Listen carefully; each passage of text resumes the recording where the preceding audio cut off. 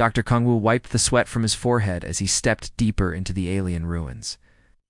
The twin suns of Kepler 440 cast strange shadows through the broken ceiling above him. After 3 weeks on this distant world, he still felt amazed by how different everything looked compared to Earth. The ruins stretched out before him like a massive underground city. Smooth walls curved in impossible angles that hurt his eyes to follow. Everything was made from some kind of dark stone that seemed to drink in light. Wu had been studying dead alien civilizations for 10 years. But these ruins were unlike anything he had ever seen. His team had discovered the site 2 months ago, during a routine survey mission. The ruins were old, really old. The dating equipment suggested they were at least 2 million years ancient. That made them older than any alien remains humans had found before. Carried a scanner in one hand and a sample container in the other. His job was simple. Document everything, take pictures, and collect samples for the lab back on the research station. It was careful, slow work, but he loved it. Every wall carving and broken artifact told a story about beings who had lived and died long before humans ever looked up at the stars. The corridor he walked through was wide, enough for 10 people to stand side by side. Strange symbols covered the walls from floor to ceiling. They looked like writing, but no computer had been able to translate them. Some symbols glowed with a very faint blue light that his equipment could barely detect. As Wu walked deeper into the ruins, he noticed something different about this section. The walls here had smooth, crystal-like formations growing from them. They looked almost organic, like they were still alive somehow. He had never seen anything like them in the outer chambers. He stopped in front of the largest crystal formation and pulled out his scanner. The device beeped quietly as it analyzed the strange material. The readings were confusing. The scanner showed high-energy signatures, but also biological markers. How could something be both technological and alive at the same time? Wu leaned closer to examine the crystals. They were beautiful in an alien way. Light seemed to move through them like liquid, creating patterns that shifted and changed as he watched. He reached for his camera to take detailed pictures for his report. That was when his scanner started acting strange. The device began beeping faster and faster. Its screen flickered between different readings. Wu frowned and tapped the side of the scanner. He had used this equipment for years, and it had never malfunctioned like this before. The beeping became a steady whine. The scanner grew hot in his hands. Sparks began jumping from its circuits. Wu cursed and tried to turn it off, but the power button would not respond. Then the scanner exploded. Not a big explosion, just a small burst of electrical energy. But it was enough to send a strong pulse of electricity shooting out into the crystal formation on the wall. The moment the electrical pulse hit the crystals, everything changed. The formations began to glow brighter and brighter. The faint blue light became a brilliant white that made Wu shield his eyes. The glow spread along the walls like fire, racing through channels he had not noticed before. In seconds, the entire corridor was filled with moving patterns of light. Wu stumbled backward, his heart pounding. This was not supposed to happen. The ruins had been dead for millions of years. Nothing here should still be working, but the light show was just the beginning. As the patterns of light raced along the walls, Wu began to hear something. Not with his ears, but somehow inside his head. It started as a low humming sound, like the vibration of a massive engine. Then the humming became something else. It became a voice. The voice did not speak words that Wu could understand. Instead, it spoke in feelings and images that appeared directly in his mind. He felt a vast intelligence awakening, like a giant. Slowly opening its eyes after a very long sleep, confusion came first. The voice seemed surprised to find itself awake. Then came curiosity, as the intelligence became aware of Wu standing in the corridor. Finally, there was something that felt like recognition, as if the voice knew exactly what Wu was. Human, the voice said, without using words. The concept appeared in Wu's mind with perfect clarity. You are human. Wu tried to speak, but no sound came from his throat. His hands shook as he stared at the glowing walls around him. This was impossible. He was talking to something that had been dead for millions of years. "Do not fear," the voice continued. Its mental tone was gentle, almost sad. "I mean you no harm, young one. I have been waiting so very long for someone like you to find me. Who are you?" Wu finally managed to think back. "What are you?" The response came with images that flooded his mind. He saw vast cities spanning entire continents. He saw ships that sailed between the stars like boats on an ocean. He saw dozens of different alien species working together in harmony, and he saw something else, something dark and terrible that destroyed it all. "I am a keeper," the voice explained. "I am the guardian of knowledge, the last witness to what came before. My people called us the Helix. We were many species united as one civilization. We filled this galaxy with life and art and wonder." The images in Wu's mind shifted to show the ruins as they once were. Instead of broken stone and empty corridors, he saw a thriving complex full of strange beings. They moved with purpose and intelligence, creating things of beauty that human minds could barely comprehend. But it all ended, the keeper continued. The images turned dark and violent. We were not prepared for what came from the void between galaxies. We called them the Devourers, and they consumed everything we had built. Wu felt a chill run down his spine. The images showed massive ships descending on worlds, draining them of all life and leaving nothing but empty husks behind. "Why are you telling me this?" Wu asked. "Because they are coming back," the keeper replied. The sadness in its mental voice was overwhelming. "The cycle continues, as it always has. But perhaps this time can be different. Perhaps your species can succeed where we failed." The glowing patterns on the walls began to fade as the keeper's voice grew quieter. "Our time grows. Short for now, young human, but we will speak again soon. You have awakened something that has slept for eons. Nothing will ever be the same." The light died completely, leaving Wu alone in the dark corridor with only his flashlight for company. He stood there for a long time, trying to process what had just happened. Had he really spoken to an alien intelligence, or was he losing his mind? But deep down, he knew the truth. And if it was right about the Devourers, then humanity was in more danger than anyone could imagine. Wu turned and began walking back toward the surface, his mind racing with everything he had learned. He had to tell his team. He had to warn Earth. A simple accident with his scanner had changed everything. The galaxy would never be the same. Dr. Kongwu climbed out of the ruins, feeling like a different person. The afternoon sun felt too bright after the darkness below. His hands still shook as he walked across the rocky ground toward the research station. How could he possibly explain what had just happened down there? The human research base sat on a hill overlooking the alien ruins. It was a collection of white domes connected by covered walkways. 43 people lived and worked here, studying the mysteries of this ancient world. Most of them thought the ruins were just another dead civilization, interesting but harmless. Wu knew better now. He found Dr. Park Hannah in the main laboratory, bent over a microscope, examining rock samples. Hannah had been leading archaeological missions for 15 years. She was smart, careful, and completely practical. Oh.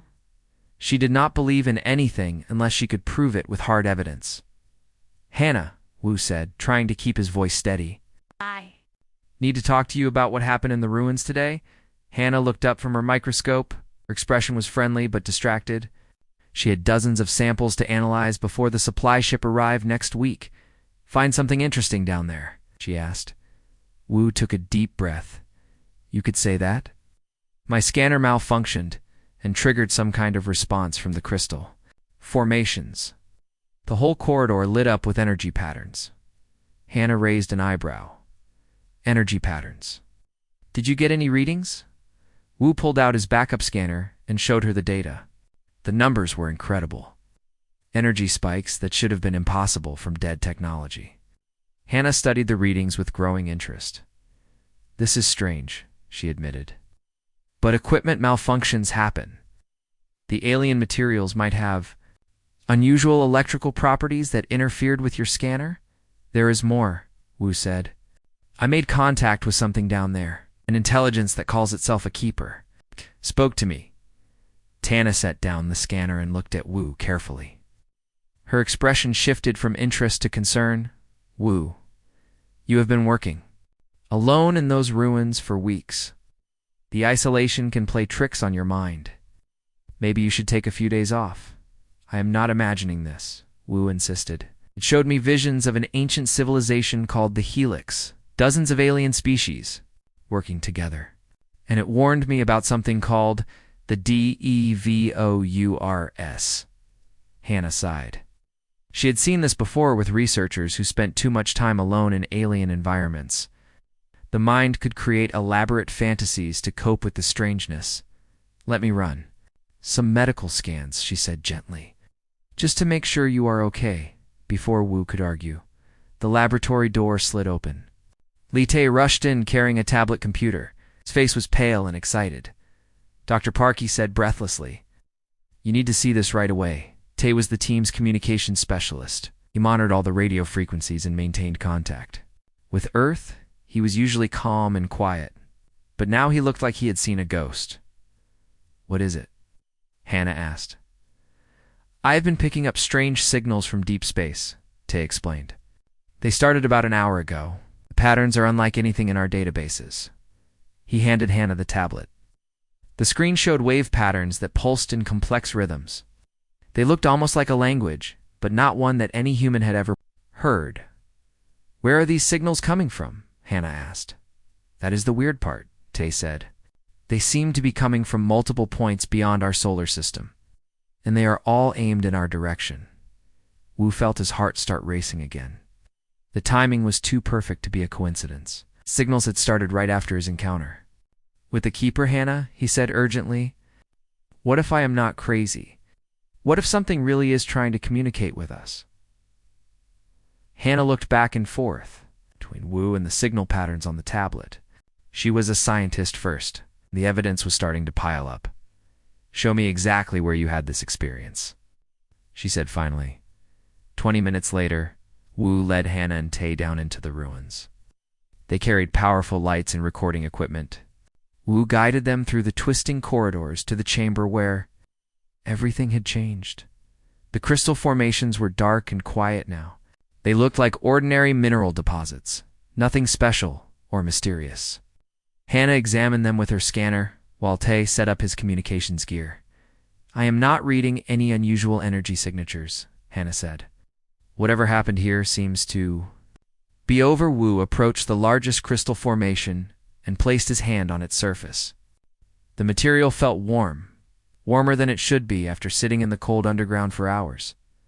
Keeper, he called out loud. Please, we need to understand what is happening. For a long moment, nothing happened. Hannah and Te exchanged worried glances. Then the crystals began to glow.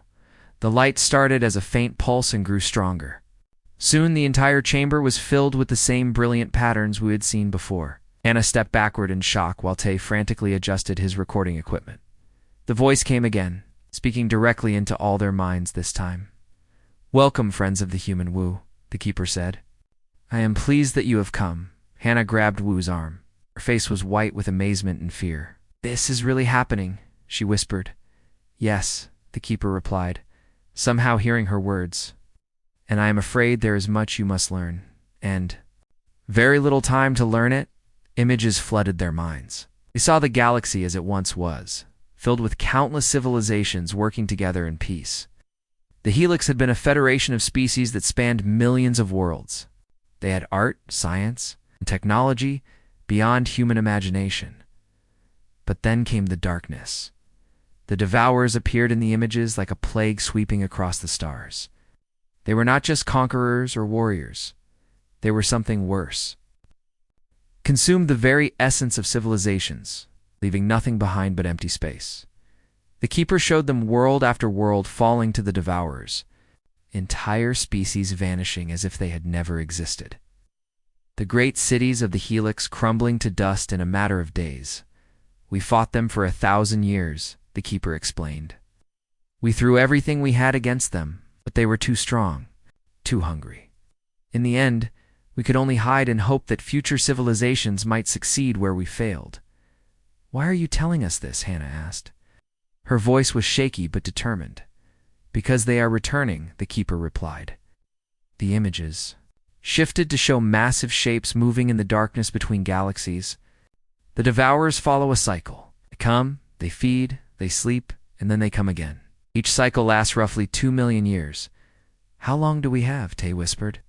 Less time than we hoped, the keeper answered. Oh. Our calculations suggested they would not return for another 1,000 years. But something has awakened them early. They have already begun their journey toward this galaxy. The images showed the devourer fleet spreading out like a dark cloud among the stars. Even from this distance, their ships looked enormous and terrifying. There is still hope, the keeper continued. Your species shows promise. You have qualities that the Helix lacked. You adapt quickly. You fight when others would surrender. And you? Find solutions that others cannot see. What do you want us to do? Wu asked. First, you must convince your people that the threat is real, the keeper said. The governments of Earth must prepare. But more importantly, you must decide if you are willing to accept the responsibility that comes with our knowledge. What responsibility? Hannah asked. The keeper paused before answering. If you accept our help, you will become the guardians of this galaxy. The burden of protecting all life will fall to humanity. Are your people ready for such a task? The three humans looked at each other in the glowing chamber. The weight of the keeper's words pressed down on them like a physical force. They were just scientists studying old ruins. How could they possibly be responsible for protecting the entire galaxy? We need time to think, Anna said. Finally, time is the one thing we do not have, the keeper replied. But I understand. Return tomorrow, and I will show you more. You must see the full scope of what is coming. The light began to fade from the crystals. Soon the chamber was dark again, lit only by their flashlights. The three humans stood in silence. For several minutes, trying to process what they had experienced. Finally, Tay spoke up. Those signals I detected, he said quietly, I think they were the devourers. I think they are already closer than we thought. Wu felt a chill run down his spine. If Tay was right, then humanity might have even less time than the keeper believed. They had to warn Earth. But who would believe them? And even if someone did believe, what could humanity possibly do against a threat that had destroyed civilizations far more advanced than their own? As they walked back to the surface, Wu realized that everything had changed. It's not just for him, but for all of humanity. Simple accident with his scanner had awakened something that would reshape the destiny of the entire human race. The question now was whether humanity was strong enough to face what was coming.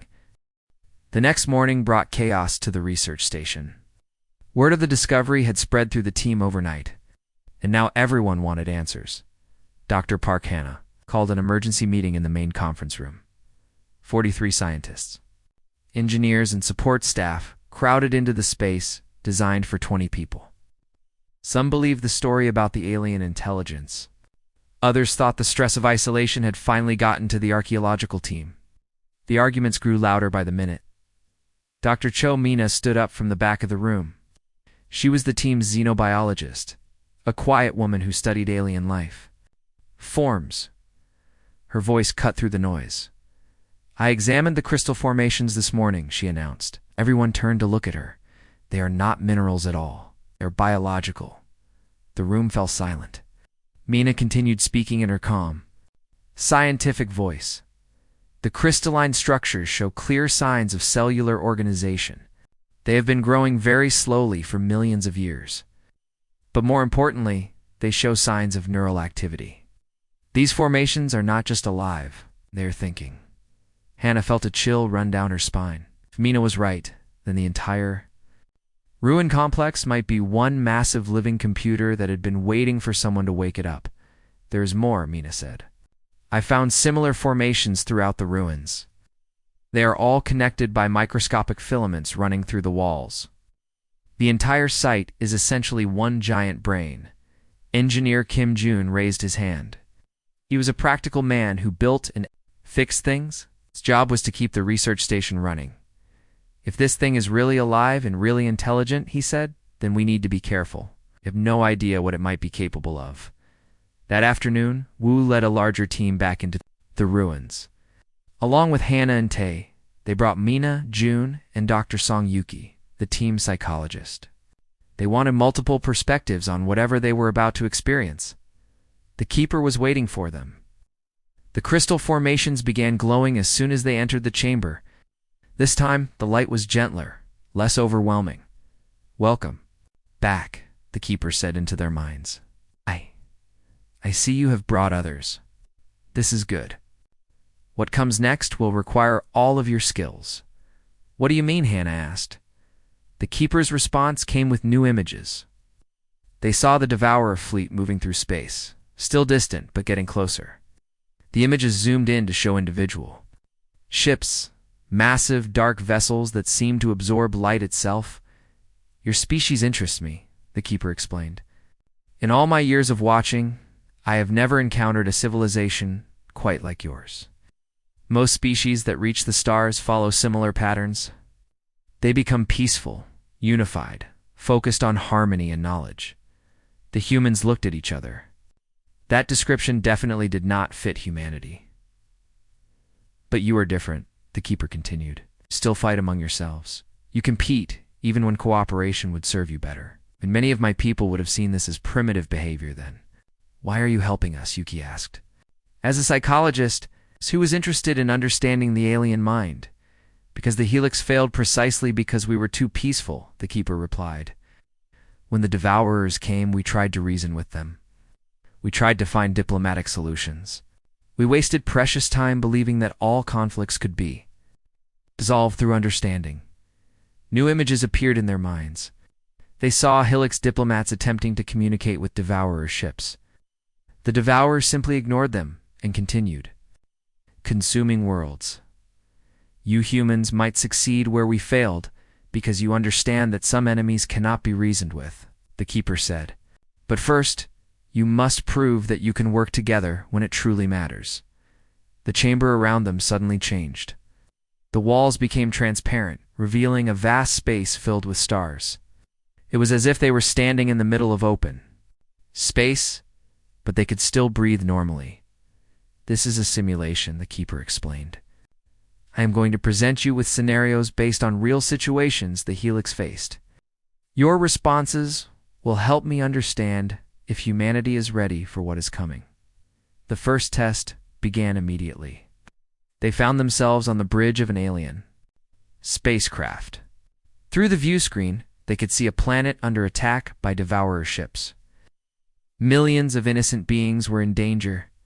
"You have the power to save this world," the Keeper said. "But doing so will reveal your location to the enemy fleet. They will come for you next. What do you choose?" The team argued quickly among themselves. Some wanted to help the planet immediately. Others thought it was more important to stay hidden and survive. Finally, June spoke up. "We save them," he said firmly. "But we do it smart. We hit the Devourers fast and hard, then run before they can track us. Maybe we can save the planet and keep ourselves safe too." The Keeper seemed surprised by this response. Most species chose either pure self-sacrifice or pure self-preservation. Humans looked for a third option. The simulation changed to show their plan working. They saved the planet and escaped, but barely. The test continued with more scenarios, each one more difficult than the last. In one scenario, they had to choose between saving their own families or protecting valuable technology that could help the war effort. In another, they had to decide whether to trust a potential ally who might be a spy. Each time, humans found creative solutions that the Keeper had not expected. They refused to accept that difficult choices had to be purely black or white. They looked for ways to have both, or to find completely different approaches. After hours of testing, June made an observation that changed everything. "This Helix technology," he said, studying the control panels in the simulation. "It is incredibly advanced, but it follows rigid patterns. Every system has one correct way to operate it." So Hannah asked, "So that is why they lost," June explained. They built everything to work perfectly, but only in the way they intended. They faced something completely different, like the Devourers. They could not adapt quickly enough. He began experimenting with the simulated helix technology, trying to make it work in ways it was not designed for. To everyone's amazement, he succeeded. By combining helix principles with human engineering shortcuts, he created hybrid systems that worked better than either alone. The Keeper watched this experiment with growing excitement. Never before had any species attempted to modify helix technology so boldly. The fact that it worked suggested possibilities that had never been considered. You see solutions that we could not, the Keeper admitted. Perhaps that is what this galaxy needs. Not perfection, but adaptability. The final test was the most challenging. The simulation showed Earth under direct attack by the Devourer fleet. Most of humanity's defenses had fallen. Only a few ships remained to protect the homeworld. We need every advantage we can get, Tay said, studying the tactical display. But our technology is not advanced enough to win this fight. Then we leveled the playing field, Mina said. She had been studying the biological aspects of helix technology. What if we could merge human and helix systems at the cellular level, create ships that think and adapt like living creatures? The team worked together to design a completely new type of spacecraft, combined human weapons and tactics with helix energy systems and biological computing. The result was something that neither civilization could have built alone. In the simulation, these hybrid ships proved incredibly effective against the Devourers. They could adapt their tactics in real time, repair themselves, and coordinate in ways that confused the enemy. The Keeper was amazed. In millions of years, no species had ever thought to merge biological and technological systems so completely. The humans had found a path that the helix had never considered. You have passed every test, the Keeper said as the simulation ended. But more than that, you have shown me new possibilities. Perhaps the galaxy does not need to repeat the old patterns. After all, the team found themselves back in the crystal chamber, exhausted but exhilarated. They had proven themselves to an intelligence that had witnessed the rise and fall of countless civilizations. But their celebration was cut short by an urgent message from the surface. Tay's equipment had detected something that made everyone's blood run cold. The deep space signals had changed. They were no longer distant communications between Devourer ships. They were targeting commands aimed directly at the solar system. Where Earth waited, unaware of the approaching threat, the Devourers had found them. And they were coming much faster than anyone had expected. The test was over. The real battle was about to begin. The message from Earth came through 3 days later. Dr. Parkana stood in the communications center, reading the response from the Global Science Council with growing dread. Half the governments on Earth thought the team had lost their minds. The other half wanted to send military ships to take control of the ruins immediately. World President Chenlei demanded a full video conference with the alien intelligence.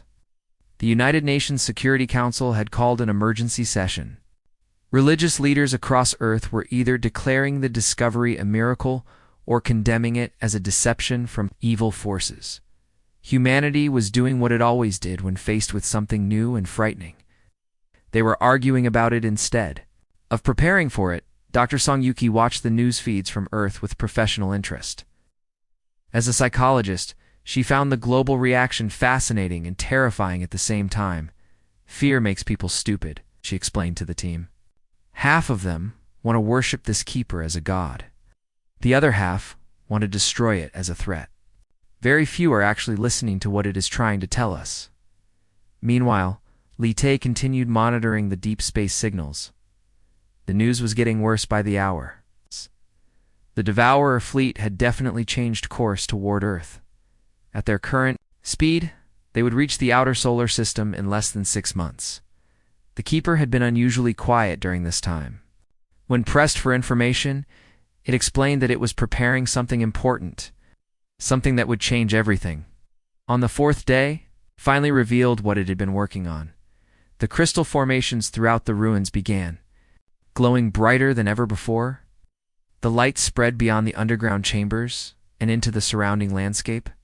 From orbit, the entire archaeological site looked like a brilliant star had fallen to the planet's surface. "Come quickly," the keeper called to the team. "The time for testing is over. Now you must make the choice that will determine the fate of your species." All 43 members of the research team descended into the ruins together. They found the keeper waiting in a chamber they had never seen before. This room was vast, with a ceiling that disappeared into darkness above them. The walls were covered with millions of crystal formations, all pulsing with synchronized light. In the center of the chamber stood something that took their breath away. It was a sphere of pure energy, about the size of a person. Inside the sphere, they could see swirling patterns of information moving like living things. "This is the archive," the keeper explained. "It contains the complete knowledge and wisdom of the Helix civilization. Everything we learned in millions of years of existence is stored here. Science, technology, philosophy, art, the secrets of life itself." The team stared at the sphere in amazement. Dr. Chomina approached it carefully, her scanner reading energy levels that should have been impossible. "If we had this knowledge, humanity could advance thousands of years in a single generation," she whispered. "Yes," the keeper agreed, "but there is a price. This knowledge will change. Once your minds are connected to the archive, you will think differently. You will feel differently. You may no longer be entirely human." The weight of this statement settled over the team like a heavy blanket. Engineer Kim Jun was the first to speak. "What exactly do you mean by that?" he asked. The keeper showed them images of Helix beings. They were peaceful, contemplative creatures who valued harmony above all else. They spent their time creating beautiful art and seeking deeper understanding of the universe. They had eliminated war, poverty, and suffering from their societies. "This is what you would become," the keeper explained. "Wise, peaceful, united in purpose. But you would lose much of what makes you uniquely human: your competitive drive, your willingness to fight, your chaotic creativity. These traits would fade as you gained our knowledge." Dr. Song Yuki understood the implications immediately. "You are asking us to choose between staying human and surviving the Devourers." "The choice is not that simple," the keeper replied. "You could refuse the archive and face the Devourers with your current technology. Some of you might survive, hidden in the dark spaces between stars. Or you could accept our knowledge and become something new, something that might have a better chance against the enemy." The team spent hours debating the choice. Some argued that survival was more important than maintaining their humanity. Others insisted that becoming like the Helix would mean the Devourers had already won. Even if humanity survived physically, young Dr. Kongwu listened to the arguments with growing frustration. Both sides were treating this as a choice between two extremes. But humans were good at finding third options when everyone else saw only two. "What if we do not have to choose?" he said finally. Everyone turned to look at him. "What if there is another way?" The keeper seemed interested. "Explain your thinking, young one." Wu approached the archive sphere. "Instead of trying to access all the knowledge at once, what if we took only what we needed? The technology to fight the Devourers, but not the cultural changes that would make us like the Helix." Engineer Jun caught on immediately. "A selective interface," he said excitedly. "We could design a system that lets us access specific information without changing who we are." Dr. Mina nodded thoughtfully. "The biological computers in this place respond to human neural patterns. We might be able to create a filter that only allows through technical knowledge while blocking the cultural programming." Keeper was quiet for a long time as it considered this proposal. Finally it spoke. "In all my millions of years, no species has ever suggested such an approach. Most see knowledge as indivisible. They believe you must accept all or nothing, but that is not how humans work," Yuki explained.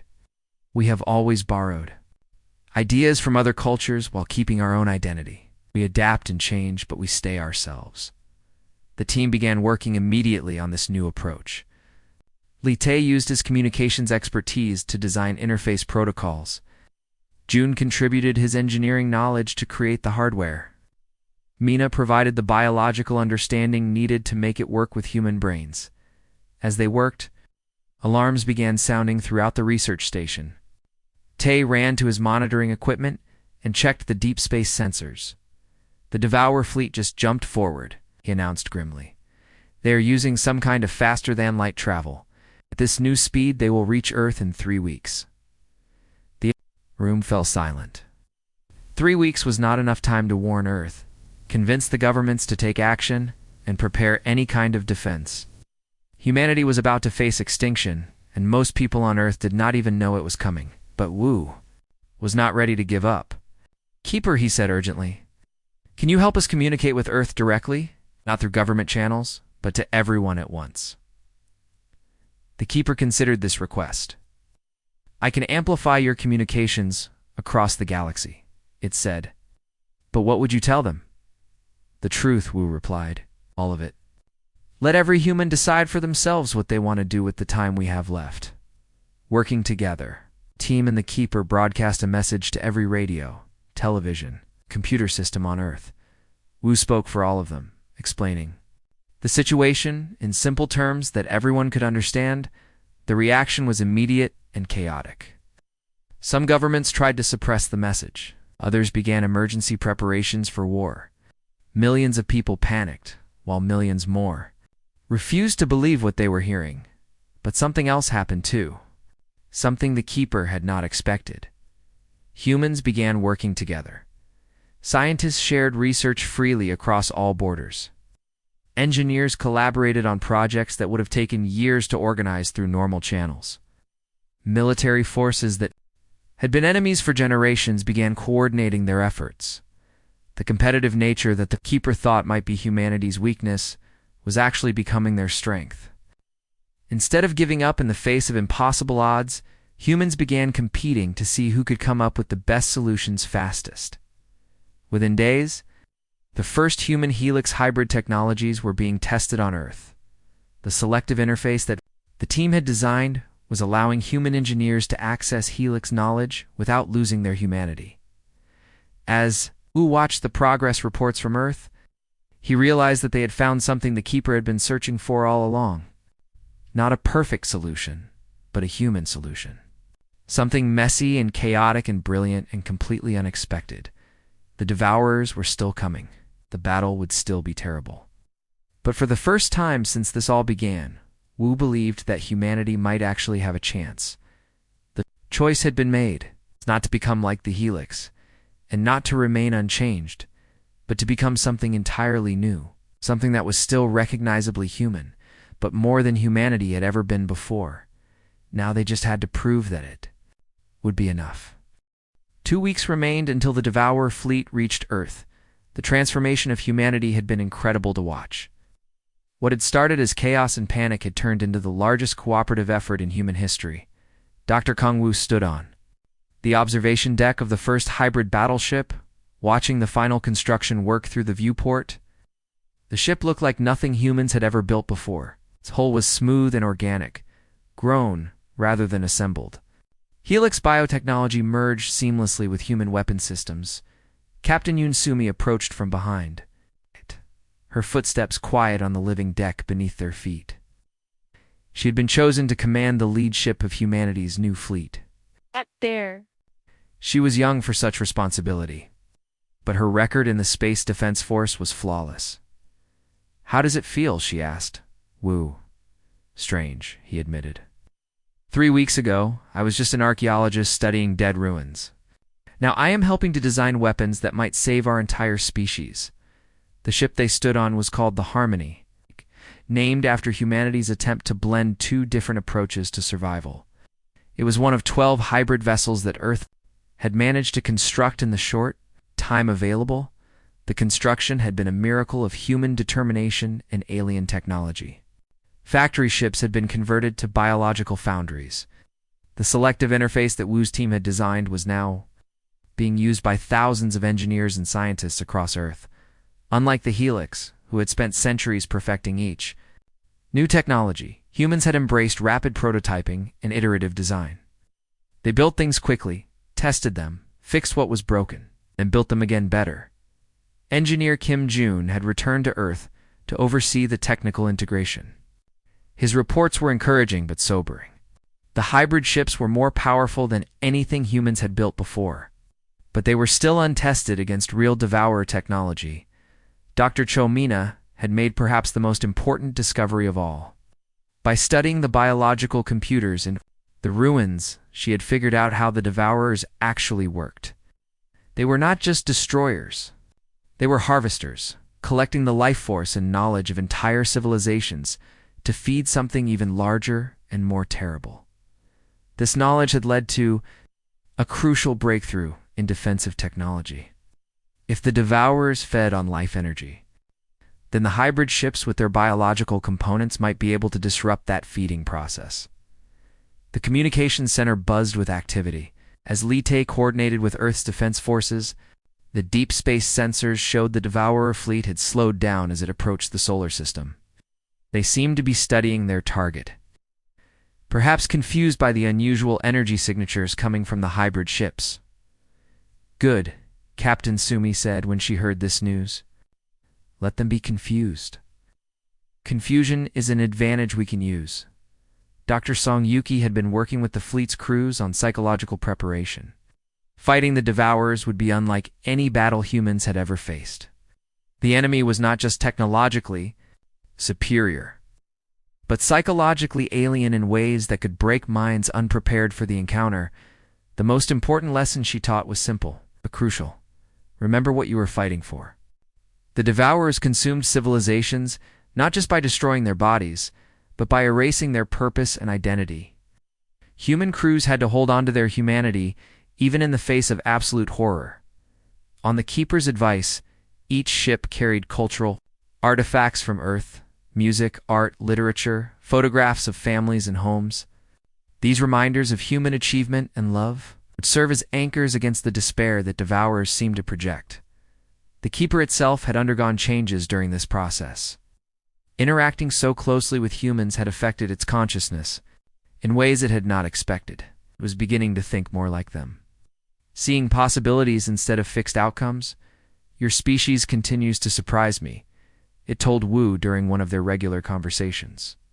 The Helix would have spent years debating the perfect response to this threat. You simply began working and figured out the details as you went along. "Is that bad?" Wu asked. "On the contrary," the Keeper replied, "it may be exactly what this galaxy needs. Growth requires the willingness to make mistakes and learn from them." As the Devourer fleet entered the outer solar system, humanity's preparations reached their peak. The hybrid ships formed a defensive line beyond the orbit of Neptune. Each vessel was crewed by volunteers who understood it might not survive the coming battle. But the fleet was not humanity's only surprise for the Devers. Working with Helix technology, human engineers had managed to weaponize the gas giant. Jupiter itself. The planet's massive gravitational field had been turned into a trap that could disrupt Devourer ships. They got too close. Earth's moon had been converted into a massive defensive platform, surface covered with hybrid weapons that could strike targets anywhere in the solar system. The asteroid belt had been mined and turned into a network of automated defense drones. Most importantly, Earth itself had been prepared as the ultimate fallback position. If the fleet failed and the Devourers reached the homeworld, the planet was ready to fight back with every resource at its disposal. The Keeper had shared one final piece of crucial information. The Devourers were not invulnerable.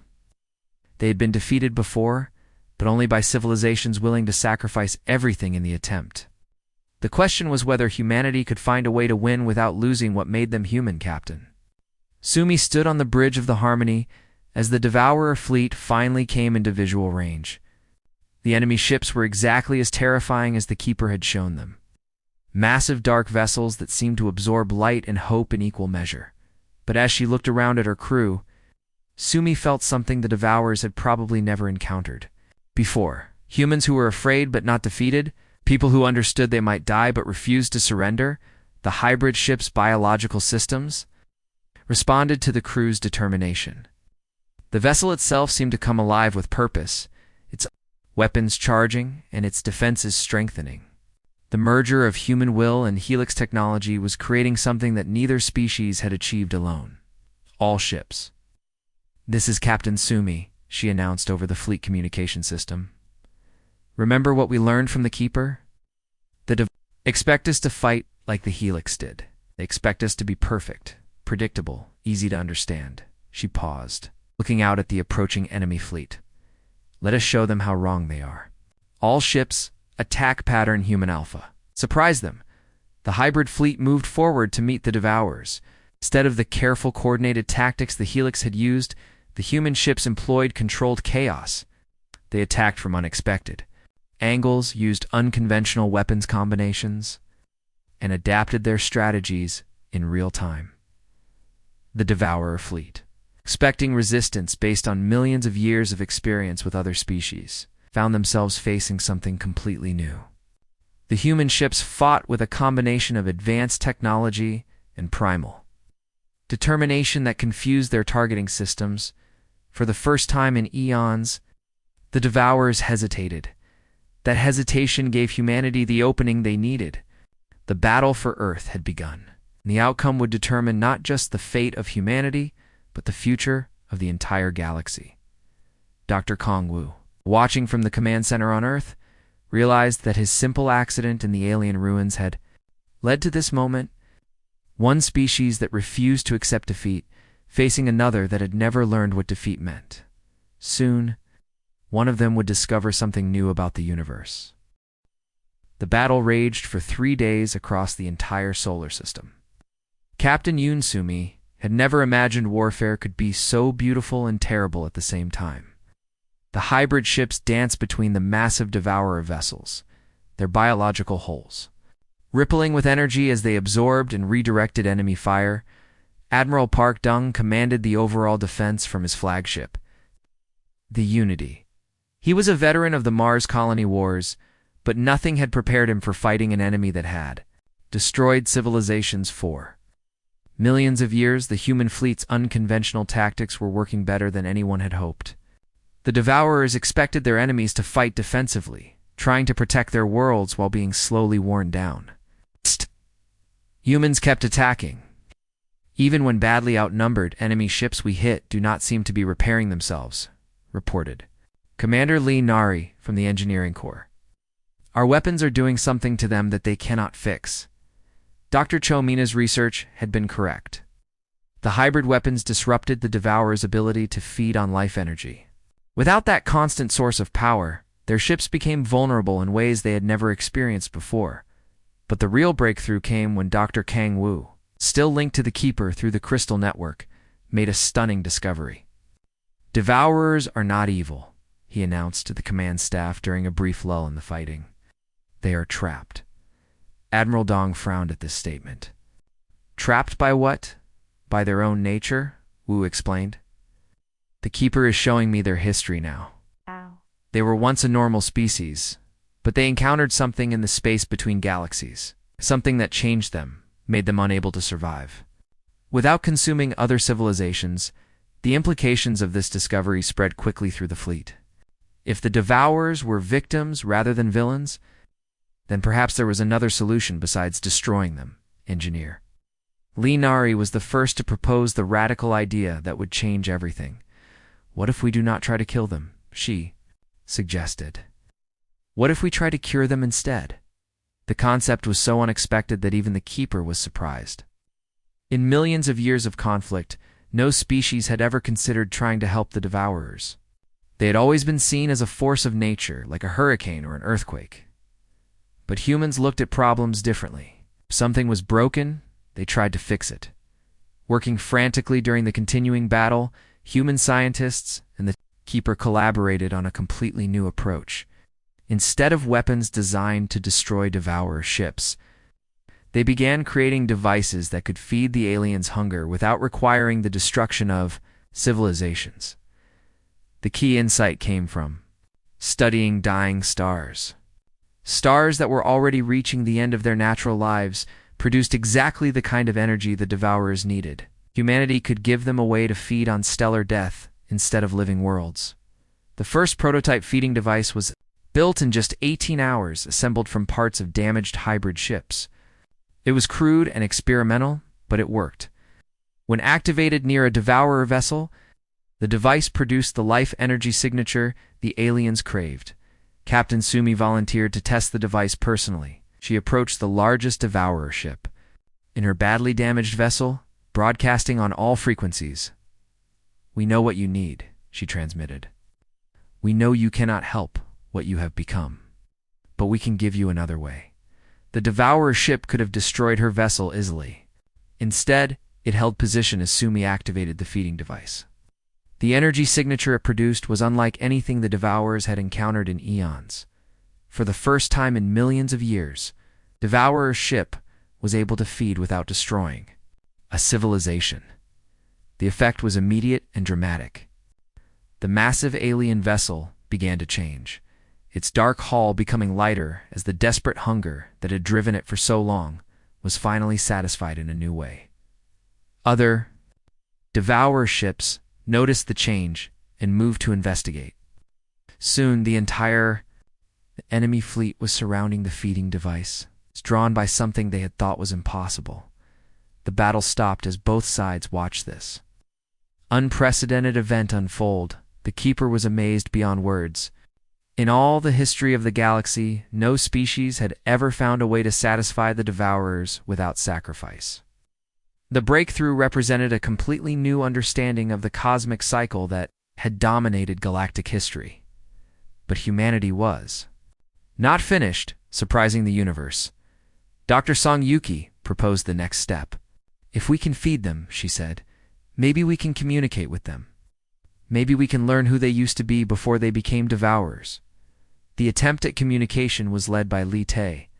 Using a combination of human technology and Helix telepathic systems, what they discovered was heartbreaking. The Devourers had once been explorers, traveling between galaxies in search of knowledge and beauty.